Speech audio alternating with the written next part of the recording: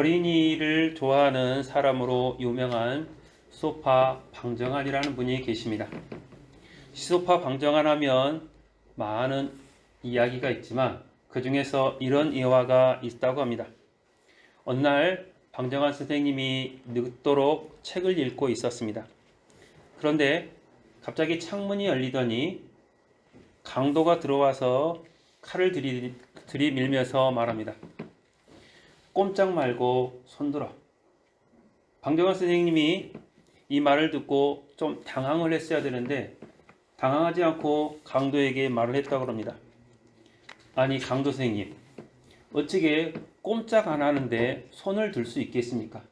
내가 손든 다음에 꼼짝 안 하겠습니다. 그렇게 이야기를 했다고 합니다.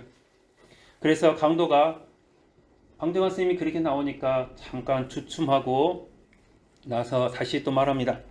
그럼 손 들고 꼼짝 마라. 그리고 더 이상 잔소리하지 말고 돈이나 좀 내놔라. 나는 돈만 가지고 가면 된다. 돈 안 주면 죽여버리겠다. 그렇게 강도가 말을 했습니다. 그럼에도 불구하고 방정환 선생님은 놀라지 않고 천천히 서랍에서 390원을 꺼내서 강도에게 주었다고 합니다. 지금 돈 390원이야 그렇게 많지는 않지만 방정환 선생님이 살았던 그 1900년 초기에는 이 390원이라는 그 금액이 지금으로 말하면 한 2, 3천만 원 정도 되는 돈이라고 합니다. 그 많은 돈을 서랍에서 꺼내가지고 강도에게 주면서 말을 합니다. 이것이 내가 가지고 있는 돈의 전부입니다. 다 가져가십시오. 그렇게 태연하게 강도에게 주었다고 합니다.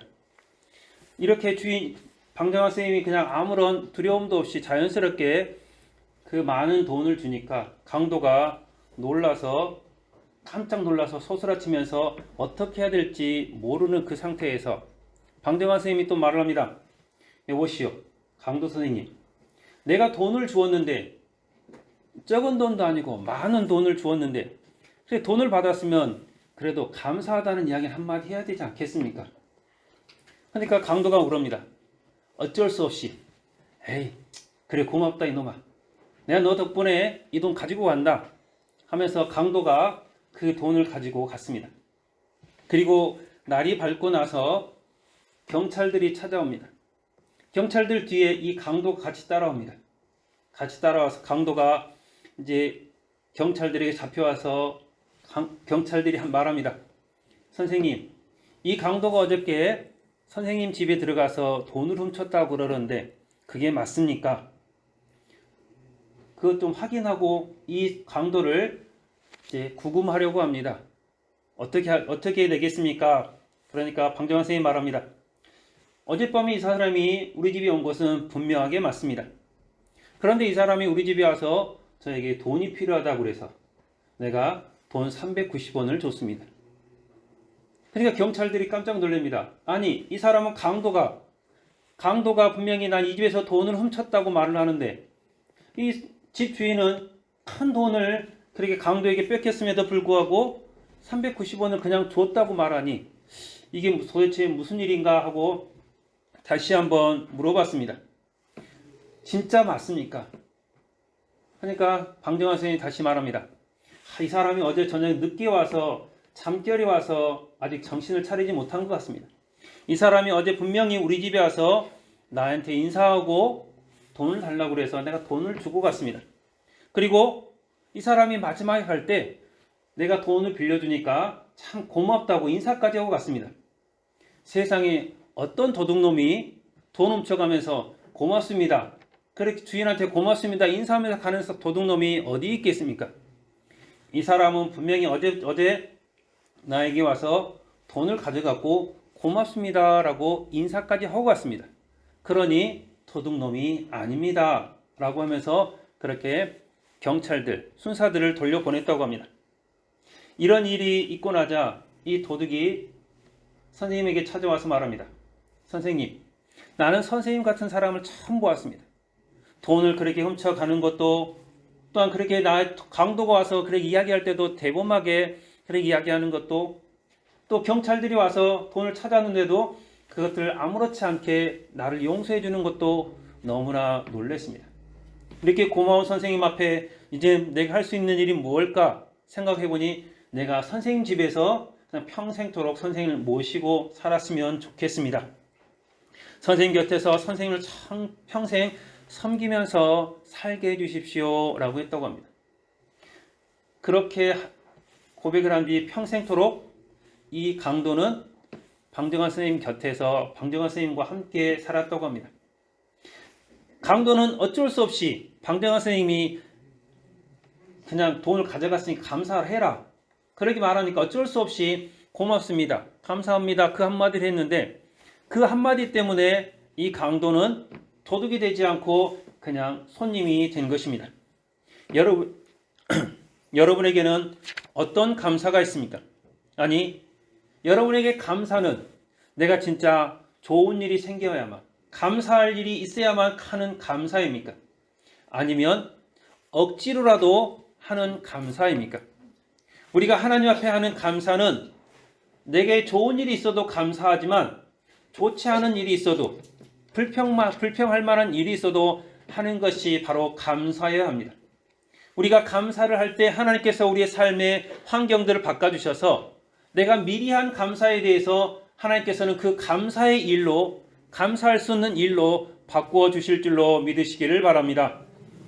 오늘 여러분에게 주어진 모든 일에 대해서 좋은 일이든 굳은 일이든 그 모든 일에 대해서 하나님께 감사함으로 하나님께서 여러분에게 주시고자 하는 그 풍성함과 은혜가 넘치는 귀한 삶을 살아가는 여러분들이 되시기를 주님의 이름으로 축원합니다.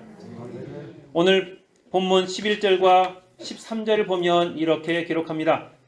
예수께서 예루살렘으로 가실 때 사마리아와 갈릴리 사이로 지나가시다가 한 마을에 들어가시니 나병 환자 10명이 예수를 만나 멀리 서서 소리를 높여 이르되 예수 선생님이여 우리를 불쌍히 여기소서라고 기록하고 있습니다. 예수님께서 여름 때와 다름없이 길을 가시다가 갈릴리와 사마리아 그 사이에 어느 마을로 들어가셨습니다. 그 마을이 어떤 마을인지는 아무도 모릅니다. 예수님께서 이 마을에 들어가신 이유는 단 한 가지입니다. 이 10명의 나병 환자를 만나기 위해서, 그리고 우리가 뒤에서 보겠지만 10명 중에서 하나님께 영광 돌리며 예수님께 감사를 드리는 단 한 명의 사마리아인 나병 환자를 만나기 위해서 예수님께서 그 성읍으로 들어가셨습니다. 세상은 우리에게 우연이다라고 말할 수도 있습니다. 예수님께서 어쩌다 보니 그 마을로 들어갔고 그 마을에 들어가서 어쩌다 보니 10명의 문둥병자를 나병 환자를 만났고 그 나병 환자 10명 중에 어쩌다 보니 한 명이 예수님 앞에 왔다라고 그렇게 말을 할 수도 있습니다. 그러나 하나님 나라에는 우연이라는 것이 없습니다. 예수님께서 계획하시고 그 성읍으로 들어가셨습니다. 그 마을로 들어가셨고 그 마을에서 소리 지르는 10명의 나병 환자를 만나 주셨습니다. 그리고 그들에게 병 고침을 선포하셨고 그리고 그것에 감사함으로 한 명의 사마리아인이 예수님 앞에 나와서 감사하는 것입니다. 예수님께서는 잃어버린 양 한 마리를 찾기 위해서 가시밭길을 가시는 것을 마다하지 않으셨습니다. 예수님께서는 한 생명을 구원하기 위해서 자기 목숨을 다 내어놓으신 분이십니다. 누가복음 15장 4절에서 기록합니다.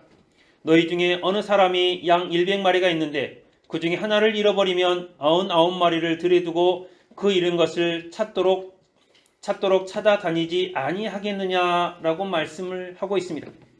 예수님께서 우리를 위해서 길 잃어버린 하나님의 나라로 가는 그 길을 잃어버린 우리를 위해서 수도 없이 찾고 헤매고 또 찾아서 헤매는 것입니다. 그냥 어쩌다 보니 우리가 예수를 믿는 것이 아닙니다. 어쩌다 보니 금천선교회에 나오는 것이 아닙니다. 어쩌다 보니 이 시간 우리가 예배를 드리는 것이 아닙니다. 하나님의 계획하심, 예수님의 인도하심이 있기 때문에 이 시간 우리가 이 자리에서 하나님께 예배하는 것임을 여러분들이 믿으시기를 바랍니다. 예수님께서는 우리를 너무나 잘 아시기 때문에 우리를 이 길로 인도해 주셨고 우리를 구원해 주셨습니다. 성경에 보면 거라사 지방으로 예수님께서 배를 타고 가신 적이 있습니다. 누가복음 8장 26절로 28절에 보면 기록합니다. 갈릴리 맞은편 거라사인의 땅에 이르러 육지에 내리심에 그 도시 사람으로서 귀신 들린 자 하나가 예수를 만나니 이 사람은 오래 옷을 입지 아니하며 집에 거하지도 아니하고 무덤 사이에 거하는 자라.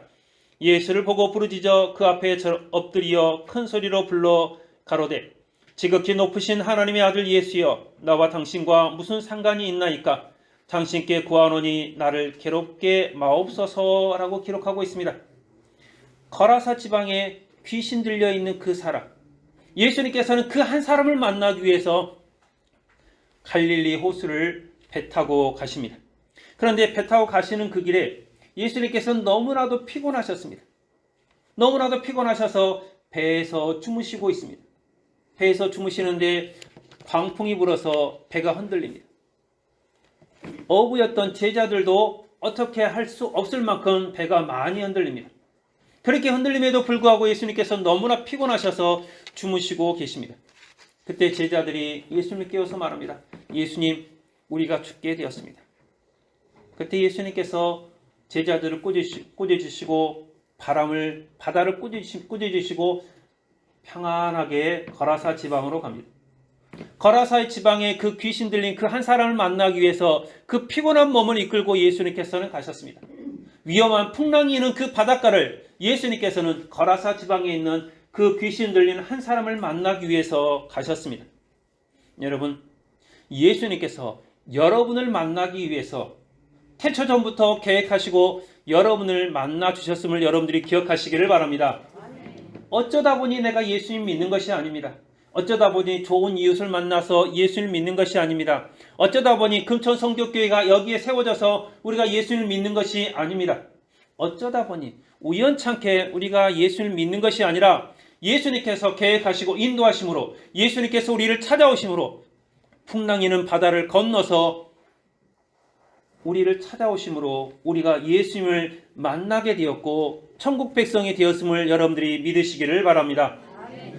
사랑하는 성도 여러분, 우리가 이런 예수님의 사랑을 잊고 예수님과 만남을 가졌다면 이제는 예수님의 명령을 따라서 우리도 예수님을 온 세상 가운데 증거하는 사람이 되어야 합니다. 예수님의 그 구원의 계획 가운데 우리들이 동참을 해야 합니다. 사도행전 1장 8절에서 기록합니다. 오직 성령이 너희에게 임하시면 너희가 권능을 받고 예루살렘과 온 유대와 사마리아와 땅끝까지 이르러 내 증인이 되리라 라고 말씀하고 있습니다. 아직 예수님을 모르는 사람들에게, 아직 하나님을 모르는 사람들에게 우리가 해야 되는 일, 예수님의 구원의 역사 가운데 우리에게 주어진 일, 예수님을 증거하는 예수님의 증인된 삶을 살아야 합니다. 그것이 바로 우리가 하나님의 은혜를 입은, 예수님께서 우리를 찾아오셔서 우리를 구원해 주신 그 은혜에 보답하는 길임을 여러분들이 믿으시기를 바랍니다. 세상 사람들은 어쩌다 보니 잘 되었다고 말을 합니다. 어쩌다 보니 힘들게 되었다고 말하는 사람도 있습니다. 내가 노력해보니 어쩌다가 우연찮게 그것이 잘 맞아서 내가 잘 되고 있다라고 말하는 사람도 있습니다. 그러나 어쩌다 보니 잘 됐다, 어쩌다 보니 안 됐다, 그것은 하나님을 믿는 사람들이 하는 말이 아니라 사단 마귀를 따르는 사람들이 노력하지 않아도 된다, 내가 노력해도 안 된다, 그 핑계를 대기 위해서 어쩌다가 우연히 그 말을 쓰는 것입니다. 우리는 하나님을 믿고 하나님을 따라가는 우리들은 하나님의 계획하심 아래서 우리가 이렇게 잘 되었다, 우리가 안 되면 내가 하나님과의 관계에서 무엇이 흐트러졌을까 다시 한번 돌아보는 삶을 살아야 합니다. 어쩌다 보니 우연히 그런 삶은 우리에게 없습니다. 하나님의 계획하심, 하나님의 인도하심이 우리를 이끌어 가는 것입니다. 사랑하는 성도 여러분, 창세전부터 계획하시고 우리를 부르시고 만나주신 그 하나님께 응답하며 하나님의 그 구원의 역사에 여러분이 동참하는 귀한 은혜가 넘치기를 주님의 이름으로 축원합니다. 예수님 앞에 나온 10명의 나병 환자들이 예수님 앞에 간절히 구합니다. 14절로 16절에 보면 기록합니다. 보시고 이르시되 가서 제사장들에게 너희 몸을 보이라 하셨더니 그들이 가다가 깨끗함을 받은지라. 그 중에 한 사람이 자기가 나은 것을 보고 큰 소리로 하나님께 영광을 돌리며 돌아와 예수의 발 아래 엎드려 감사하니 그는 사마리아 사람이라 라고 기록을 하고 있습니다. 10명이 제사장에게 가는 길에 자기 몸이 회복되는 것을 알고 있습니다. 나병이 치료되는 것을, 자기 몸이 문드러져서 썩어져가는 그것이 이제는 점점 회복되고 더 이상 썩어지지 않는 것을 알고 있습니다. 느끼고 있습니다. 그러니까 9명은 제사장에 가던 길을 그대로 갑니다. 제사장에 가서 제사장님, 내가 이제 나병이 치료되었으니 내가 이제 우리 집으로, 내 고향으로, 내 가족의 품으로 돌아가고 싶습니다. 그러니 제사장님, 나를 이제는 나병이 아니다고 판결을 해 주십시오 라고 하면서 제사장에게로 빨리 달려가는 것입니다. 나병이 치료됐다고 해서 여러분 피부가 좋아지는 것이 아닙니다. 떨어져 나갔던 귀와 코가 다시 붙는 것이 아닙니다. 흉한 모습은 그대로 있지만 다른 사람에게 전파가 되지 않기 때문에 더 이상 나병이 진행되지 않고 그 짓물렀던 상처가 이제는 아무는 것, 그걸로 인해서 충분히 이제는 치료가 되었다. 너는 이제 가족으로 돌아가도 된다. 그 판결을 내리는 것입니다. 10명 중에 9명은 자기가 나병이 치료된 것을 기뻐하면서 제사장에 가고 가족에게로 돌아갔습니다. 그런데 단 한 명만 예수님 앞에 나와서 하나님께 영광 돌리며 예수님 앞에 감사하고 있습니다. 여러분, 예수님을 만나니, 예수님의 말씀대로 제사장에 가다 보니 병이 치유가 되는 것입니다. 예수님께서 말씀하신 10명 다 치유받았습니다. 모두가 다 하나님의 은혜 가운데 거하게 되었습니다. 그런데 한 사람만 예수님 앞에 나와서 감사하고 있습니다. 우리가 하나님 앞에 나와서 예배하는 우리 모두가 하나님의 말씀대로, 하나님 뜻대로 이곳에 나와서 하나님의 말씀을 듣고 하나님께 예배를 드립니다. 그러나 우리 모두가 다 하나님의 백성, 하나님의 구원의 역사에 참여하는 것은 아니라는 사실을 우리는 알아야 합니다. 나병 환자 10명이 다 치유함 받았지만 그 중에 구원받은 사람은 단 한 사람이었습니다. 그것도 유대인들이 싫어하는 사마리아 사람입니다. 여러분, 우리들은 하나님 앞에 먼저 감사하는 삶을 살아야 합니다. 이 사마리아 사람은 얼마나 감사했겠습니까? 사마리아 사람 유대인과 함께 할 수 없는데 나병이 걸려서 어쩔 수 없이 유대인들과 같이 합니다. 유대인들이 싫어하지만 싫어해도 나병이 걸렸으니 같이 살아가는 것입니다. 그리고 자기가 살던 마을에 예수님께서 지나간다고 하니 사마리아인은 감사했을 것입니다. 같이 소리쳐줄 9명의 나병 환자가 같이 있으니 감사했을 것입니다. 제사장에게 달려가는 그 길에 내 나병이 다 치유되고 있으니 감사했을 것입니다. 그리고 그 감사하는 마음을 가지고 예수님 앞에 달려왔습니다. 제사장에 가서 먼저 가서 제사장에게 몸을 보이고 가족에게 가서 내가 다 치유함 받았다. 먼저 자랑하고 먼저 확인을 받는 것이 아니라 내가 치유함 받았기 때문에, 내가 하나님의 은혜를 입었기 때문에 하나님 앞에 먼저 나와서 감사하고 있습니다. 하나님께서 나와 함께 계심을, 예수님께서 나를 치료해 주셨음을, 나를 구원해 주셨음을 인해서 먼저 감사하고 있습니다. 사랑하는 성도 여러분, 하나님께 영광 돌리지 않는 사람, 하나님의 뜻을 모르는 사람, 내가 예수를 믿기는 믿어도 감사가 없는 사람은 그의 모습을, 그의 신앙을 다시 한번 생각해 봐야 됩니다. 내가 신앙생활을 잘하고 있고 예수님을 잘 믿지만 내 입에서 계속해서 불평, 불만이 나온다는 것, 그 신앙을 다시 한번 우리가 되돌아 봐야 됩니다. 우리 삶 가운데 감사가 없다면 다시 한번 되돌아 봐야 됩니다. 여러분, 이 사마리아 나병 환자는 얼마나 그 삶이 계속해서 감사했겠습니까? 그런데 우리가 불평을 찾아보면 여러 가지가 있을 수 있습니다. 내가 왜 나병에 걸려서 이렇게 못 살게 구웠는지 불평할 수 있습니다. 예수님께서 우리 마을에 오시긴 하셨는데 진짜 만나 주실 건지, 왜 그 자리에서 다른 사람들은 그 자리에서 다 치유 받았다고 치유를 선포해 주셨는데 왜 나한테는 제사장한테까지 가서 확인 받으라고 하는 건지 불평할 수도 있습니다. 하지만 이 사마리아 사람은 불평하지 않고 예수님 앞에 먼저 감사를 했던 것을 볼 수가 있습니다. 우리가 하나님의 은혜를 입은 사람이라면 하나님께 영광 돌리고 하나님께 감사하는 여러분들이 되시기를 바랍니다. 하나님께 영광 돌리지 못하고 감사가 없는 사람들을 예수님께서는 마태복음 7장 6절에서 이렇게 말씀하십니다. 거룩한 것을 개에게 주지 말며 너희 진주를 돼지 앞에 던지지 말라. 저희가 그것을 발로 밟고 돌이켜 너희를 찢어 상하게 할까 염려하라 라고 기록하고 있습니다. 귀하고 좋은 것을 주어도 오히려 그것으로 인해서 불평불만하는 사람, 여러분 그 가까이 가면 우리가 더 상하게 된다는 이야기입니다. 하나님의 놀라운 은혜를 입어서 우리가 지옥이 아니라 천국 백성이 되었는데 그 귀한 것을 주었는데 왜 그러냐고 자꾸 불평불만하면, 왜 나한테는 이것도 아니고 저것도 안 주냐고 불평불만하면 그 주변에 있는 사람들이 오히려 더 힘들고 괴로워지는 것입니다.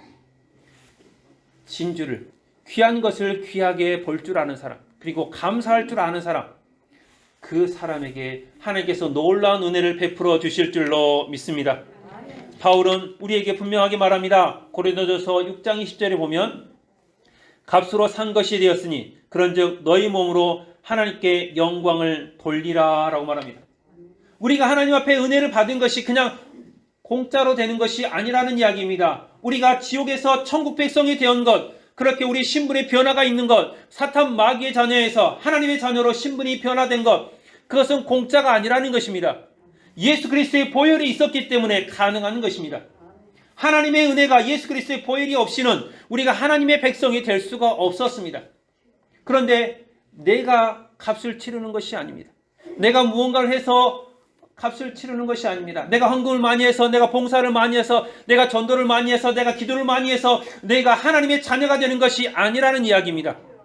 내가 무언가를 해서 하나님의 자녀가 되었다면 내가 자랑할 수가 있을 것입니다. 내가 불평할 수 있을 것입니다. 하지만 예수 그리스도의 보혈의 값으로 우리가 하나님의 자녀가 되었기 때문에 하나님 앞에 감사하고 하나님께 영광을 돌리는 것입니다.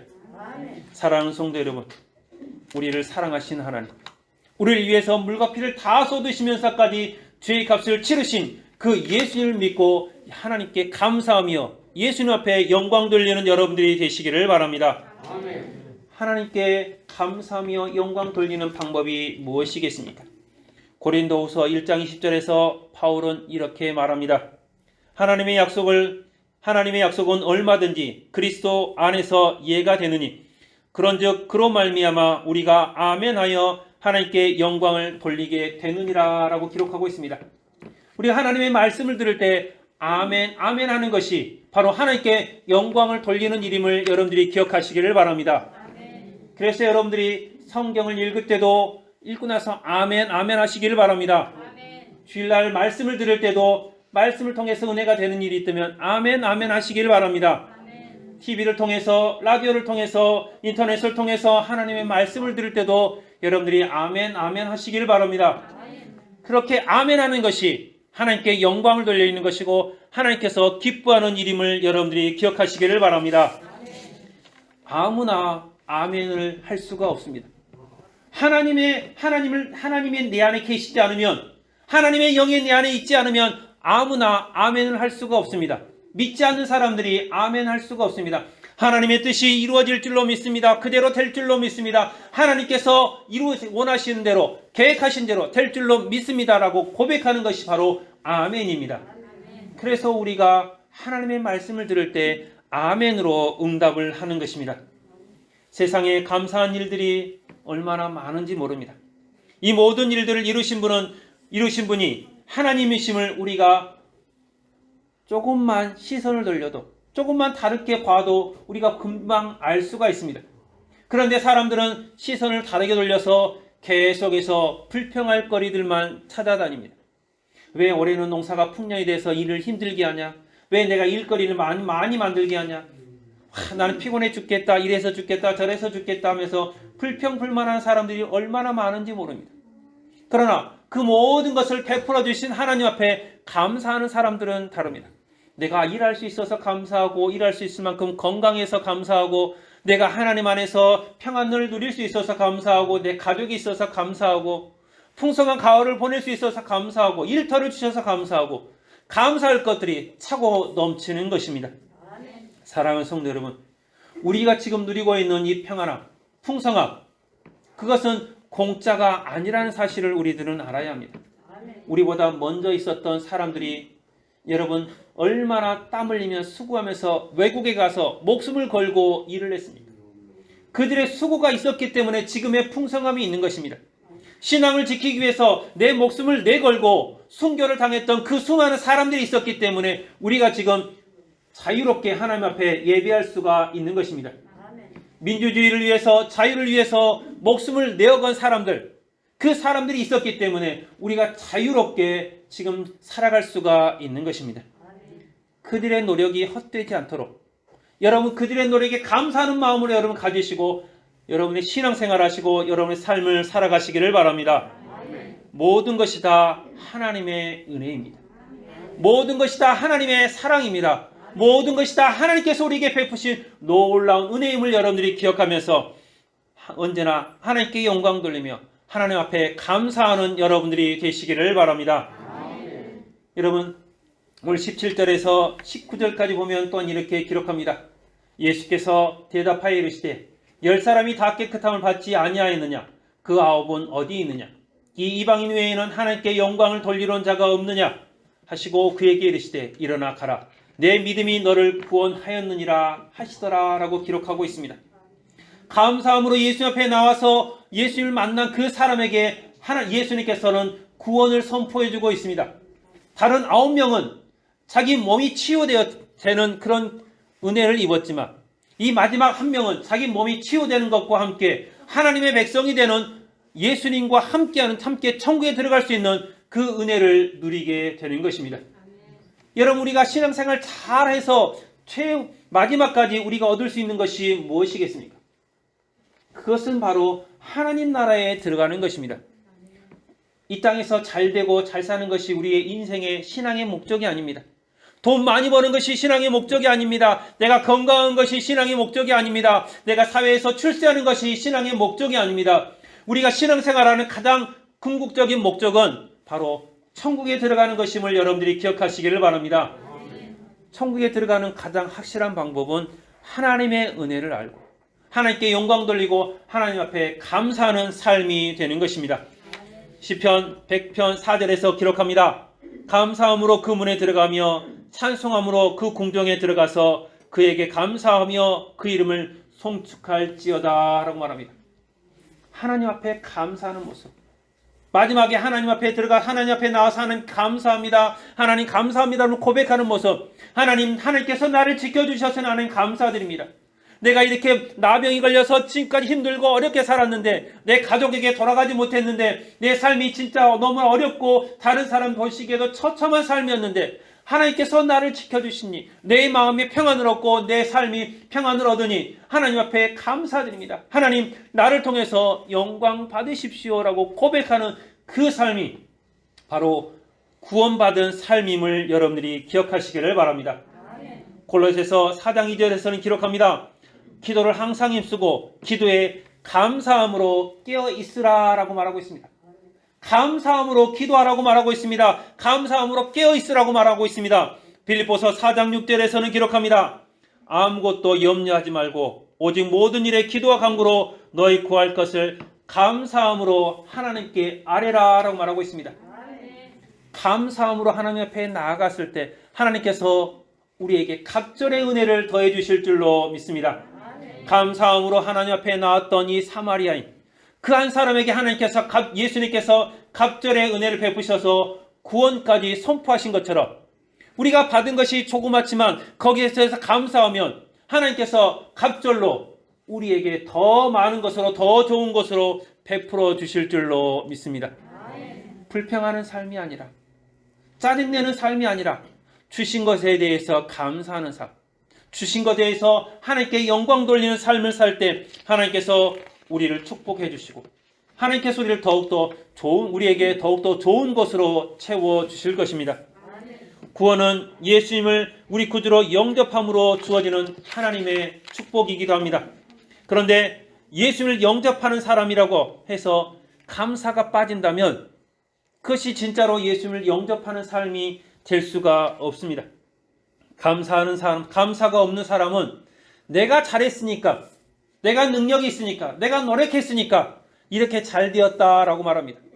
농사를 지어도 농사가 잘 된 사람은 그래 내가 열심히 노력해서 내가 열심히 공부해서 내가 농사를 잘 지었어. 내가 노력하지 않았으면 내가 어찌 농사를 잘 지을 수 있겠어? 내가 노력하지 않으면 내가 어떻게 내 사업이 잘 될 수 있겠어? 내가 열심히 해서 이렇게 잘 되었다라고 말하면서 감사가 사라집니다. 그리고 뭔가 일이 안 되면 불평하기 시작합니다. 조상이 우리 할아버지 묘를 잘못 써서, 우리 조상이 잘못해서, 내 이웃이 잘못해서, 내가 친구를 잘못 만나서, 내가 신앙생활을 잘못해서, 그러면서 계속해서 불평불만하기 시작합니다. 하지만 감사가 있는 사람은 내가 잘해서 감사가 되는 것이 아닙니다. 내게 하나님께서 은혜를 베풀어 주시니 내가 노력할 수 있게 해주시고, 내가 하나님께 은혜를 받으니 하나님께서 내게 힘을 주시고, 내가 하나님께 은혜를 받으니 하나님께서 나를 지켜주시므로, 내가 은혜를 받으니 하나님의 영광이 내게 나타나므로, 내가 하나님께 은혜를 받으니 하나님께서 나를 지키시고 보호해주시니, 그렇게 해서 내 삶이 잘 되고, 내가 하는 사업이 잘 되고, 내가 건강해지고, 내가 내 이웃들과 잘 되게 해주셔서 감사하는 것입니다. 내가 잘했다고 하는 사람은 감사가 없는 것입니다. 내가 잘해서 되는 것이 아니라 하나님의 은혜가 있기 때문에, 하나님께서 보살펴 주셨기 때문에, 예수님께서 나의 나병을 치료해 주셨기 때문에 감사한다. 내 힘으로 되는 것이 아니라, 내가 제사장에 갔기 때문에 나병이 치료되는 것이 아니라 예수님의 은혜다라고 고백하면서 나오는 사람, 그 사람에게 하나님의 감사가 넘치게 될 줄로 믿습니다. 사랑하는 성도 여러분, 예수님은 여러분을 만나기 위해서 지금도 이 자리에 와 계십니다. 예수님께서 다른 편하고 좋은 자리, 대접받는 자리, 영광의 자리에 계실 수도 있습니다. 하지만 길을 잃고 헤매는 우리를 찾아오셨습니다. 그리고 지금도 우리 하나님께 예배하는 우리의 영을 하나님께서 기뻐하시면서 우리의 영을 하나님께서 기뻐 받고 계십니다. 여러분, 대도시에 있는 크고 화려한 그 교회에서만 예수님께서 계시는 것이 아닙니다.